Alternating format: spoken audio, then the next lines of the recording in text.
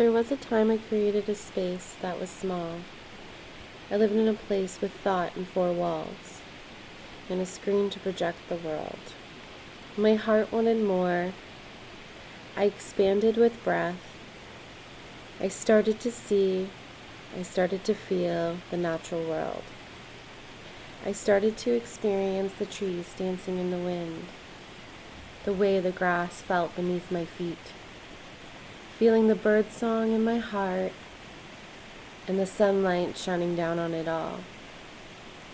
Connected to it all, I found a friend to be with.